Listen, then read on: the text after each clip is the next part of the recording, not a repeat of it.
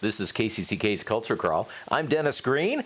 Say hi to Mike McMann, who is a band director at North Scott Community School on the eastern edge of the state. But more importantly, in this arena, you are the founder and leader of the band Ten of Soul, our first Jazz Into the Stars band coming up.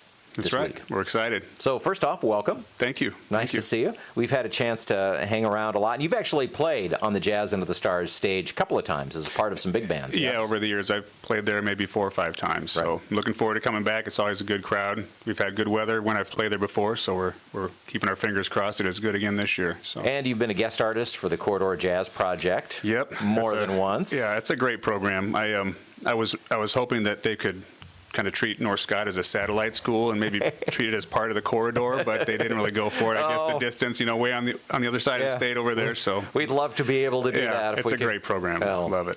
Thanks very much. So tell me a little bit about Ten of Soul. Well, we are an 11-piece band. We started out as 10. But then we kind of so you're like the Big Ten. Exactly. Yeah. That's what we call. That's what we tell everyone. We're kind of like the Big Ten of the funk band world. So, but we started out as 10, and that was about 4 years ago. And then there was a vocalist that a couple of our members had come across, and he had interest in checking out the group, and we heard him sing, and we were like, okay, this is our 11th. We're going to go ahead and deal with people asking us about our math skills every time they see us and ask us why there's 11 members of the band instead of 10. But his name's Dwayne, and he's one of our front vocalists. So when you hear him sing, you'll kind of understand that he was worth doing the 11 thing. So. So you have 2 lead singers, male and female? We actually have 3. We've got 2 females and a male up front, and our guitarist also is kind of does the multitasking thing. He sings lead on a couple tunes as well. So yeah, it's a pretty versatile group. So why, as of course, those who are watching the video will be looking at the two of us and going, yeah, 2 white guys talking about talking about this guy's funk band. Yeah. So what is it about funk that really appeals to all of us across all age and racial spectrums and everything? Yeah, I think it's just the groove and just kind of the spirit of the music. I mean, a lot of it just makes you feel good. There's certain kinds of music, like for me, if I want to feel good about something or feel better by listening to music, I'll listen to some funk and soul music or some salsa or, just there's music that has an energy to it. And I think, hearing groups from my completely biased horn guy, perspective, hearing groups with live horn sections is really another draw for me, where you have groups like Earth, Wind, and Fire and Tower of Power that they employ a full horn section, and it adds so much to the whole dimension of the band that, that's something that we wanted to do with this group. Well, of course, you're in the right place to talk about the value of horns. Yes, that's right. That's right. We're all about that here at KCCK. So you formed the band some years ago and started pulling together other musicians from the Quad Cities area, and as you said, have found vocalists and added them as suited you. Yeah, yeah. What's been a couple of the highlights of playing so far with this group? Well, the thing, first of all, that I love about this group is that when we get on stage, even though we've got 11 different members that are all going completely different directions in their own lives. We've got some teachers in the group. We have some people that own their own business, and then we're just kind of all scattered. But when we come to the gig and we get on the stage, we all there's a really strong family vibe there, and it's very, it's pretty rewarding just to be part of that and to see the effect that we have on the crowd. As far as specific performances go, I'd say we opened for Lala Hathaway at the Iowa City Jazz Festival, I think 2 years ago.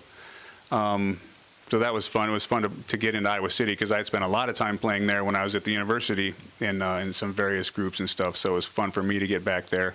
And it was a great crowd. People were dancing and really into it. It's a soul festival, so it's specifically for that kind of music. And then when we get to play for people that want to hear that kind, it's like that's home for us. So that was pretty cool. We do a thing in Dubuque. We just did our third performance in Dubuque. I guess was it last week? Yeah, last week. And they have a Dubuque and all that jazz concert series, where one Friday a month in the summer, they have a band come out and they close down the streets of Dubuque, and in front of the clock tower, there's a concert and they have vendors and everything. So that's always a lot of fun. But yeah, I mean, we've just been really lucky to play for a lot of good crowds and energetic crowds, and kind of remind us why we put the group together in the first place. So do the Blues Brothers movie thing for me now, and tell me how you recruited the different people in the band, where you found them, and how you knew them, and how it all came together.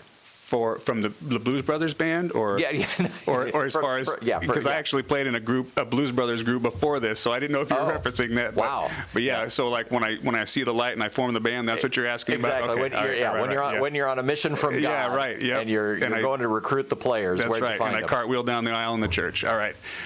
Basically, there's a couple people that I had played with in the Quad Cities, and we had just kind of been talking and trying to see, I've always wanted to put a group together, or I've always enjoyed playing, like the funk and soul and blues music anyway. And then finally I just was like, well, I think maybe I should see if I can put a group together on my own and just kind of see what happens. And you have to have those key players that you can build the group around, and so for me, I had worked with Dave Abdo, bass player from the Quad City area, who also plays around the the eastern part of the state as well in Illinois, and he was one of them. And then Kevin Bohach, who's one of the trumpet players in the horn section, he and I had talked about it as well, because we had played in a band before this group started, and we got all the ducks in the row, and I had basically kind of by word of mouth and people that I've played with come up with the core of the group. And then we had auditions for vocalists, and with an 11 or a 10 piece group as it was then, it was kind of a challenge for everybody's schedule. So we went through a few personnel changes after a while, just because of scheduling. Like we had a couple guys that were from the Iowa City area, and it was really difficult to get the schedule thing happening, but now they're like our first call subs. So if we need somebody to come and play for somebody in the band, we've got people that we'll call and have them play with us. So it's kind of an ongoing process, and I think we've kind of settled into our groove and are just having fun, Well, I saw you at the Iowa Soul Festival before Lala Hathaway a couple of years ago, and that was when I knew that we were going to have you at Jazz Under the Stars someday. You. So we've been looking forward to this for a while. Glad this may be one of your first gigs in Cedar Rapids. It is our first gig in Cedar Rapids. Yeah, because I didn't think you'd gotten this far north and east. Yeah, and I've got a lot of friends and family here, and I would ask them, is there a venue or a place where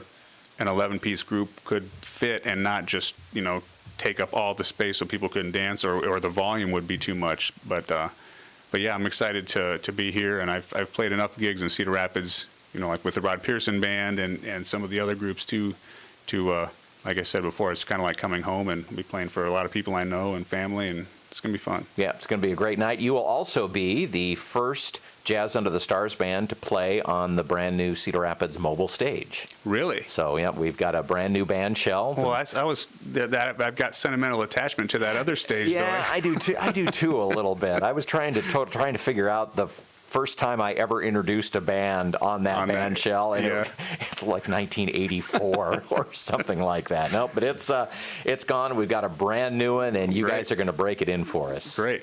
That sounds good. It's going to be a fun night. Looking forward, as we always do, to the opening of Jazz Under the Stars. Of course, it's this Thursday. Noelridge Park, 7 o'clock is when the band will hit, and really looking forward to having you guys here. Thanks so much for driving a little bit extra distance than you do from some of your gigs. My pleasure. So Mike McMann from Tent of Soul opening up Jazz Under the Stars this week. Thanks again. Thank you. Appreciate Looking forward to it. We are too. Thanks.